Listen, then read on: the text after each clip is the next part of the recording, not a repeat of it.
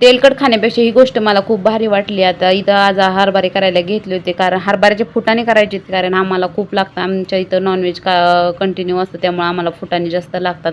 त्यामुळे इथं फुटाणे करायची होती. इथं हरभरे आमचे रानातले होते आणि ते वाळून मग इथे एक बाहेर व्यक्ती आला होता आणि ते करून देतात हरभरे. मग त्यांच्याकडे अशा गाडीचा सेटअप होता आणि मग ते हरभरे असे भाजायला टाकतात. तिथं माती असते, त्या खाली जाळ चालूच असतो. मग त्यामध्ये हळद मीठ असं घालून मग थोडंसं पाणी टाकून मिक्स करतात. हरभरे थोडेसे भाजतात, त्यामध्ये भाजल्यानंतर मग ते हरभरे त्यामध्ये टाकतात.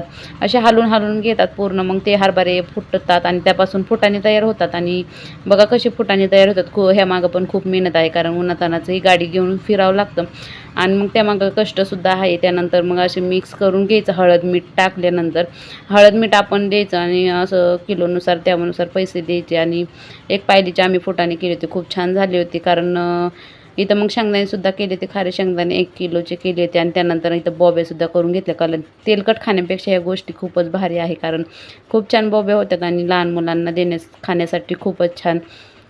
आणि करून घेतल्या मग काय आणि एवढे फुटाणे सुद्धा आणि शेंगदाणेसुद्धा करून घेतले. तुम्हाला हा व्हिडिओ कसा वाटला मला नक्की कमेंट करून सांगा. व्हिडिओ आवडला व्हिडिओला लाईक शेअर कमेंट आणि सबस्क्राईब करा. आणि कसा वाटला मिनी ब्लॉग हे नक्की कमेंट करून सांगा. असा छान छान व्हिडिओ तुम्हाला बघायला आवडतील हे नक्की कमेंट करून सांगा. चला इथं एंड करते. Bye bye.